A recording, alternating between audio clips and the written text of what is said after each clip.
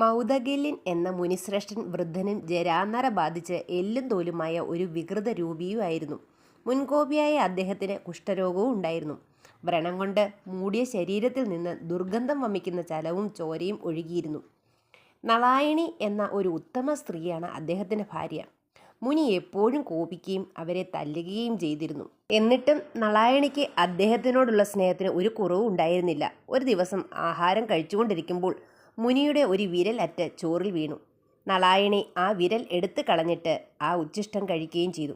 ഇതൊക്കെ കണ്ടിരുന്ന മുനി നളായണി അടുത്തു വന്നപ്പോൾ പറഞ്ഞു, സുന്ദരി, ഞാൻ വൃദ്ധനോ കുഷ്ഠരോഗിയോ അല്ല. നിന്നെ പരീക്ഷിക്കുന്നതിന് വേണ്ടിയാണ് ഇപ്രകാരമൊക്കെ ചെയ്തത്. നിന്നെപ്പോലെ പതിവ്രതയായ ഒരു സ്ത്രീരത്നം വേറെയില്ല. അതുകൊണ്ട് നീ ആഗ്രഹിക്കുന്ന വരം തരാം, ചോദിക്കൂ. പെട്ടെന്ന് നളായണി പറഞ്ഞു, പഞ്ചബാണ തുല്യന്മാരായ 5 രൂപങ്ങളിൽ അങ്ങനെ സന്തോഷിപ്പിക്കൂ.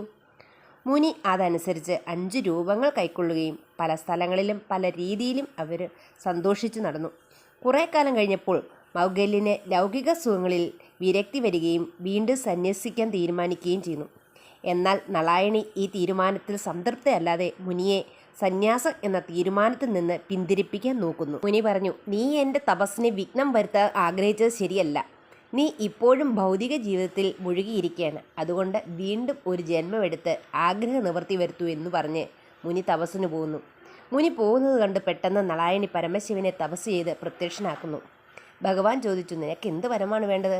ഭഗവാനെ കണ്ട വെപ്രാളത്തോടെ നളായണി ഭഗവാനെ ഭർത്താവിനെ തരിക, ഭർത്താവിനെ തരിക എന്ന് 5 പ്രാവശ്യം ഉരുവിടുന്നു. ഇത് കേട്ട ഭഗവാൻ പറഞ്ഞു, ശരി, നിനക്ക് അടുത്ത ജന്മത്തിൽ 5 ഭർത്താക്കന്മാർ ഉണ്ടാകട്ടെ. ഇത് കേട്ട നളായണി ഒന്ന് ഞെട്ടി. ഭഗവാൻ പറഞ്ഞു, നീ 5 പ്രാവശ്യമാണ് എന്നോട് ഭർത്താവിനെ തരിക എന്ന് പറഞ്ഞത്. അതിനാലാണ് അങ്ങനെ ഒരു വരം തന്നത്. അടുത്ത ജന്മം ദ്രുപദ രാജാവിൻ്റെ പുത്രിയായി നീ ജനിക്കുകയും 5 പാണ്ഡവന്മാർ നിൻ്റെ ഭർത്താവായി വരികയും ചെയ്യും എന്ന് പറഞ്ഞ് ഭഗവാൻ മറയുന്നു.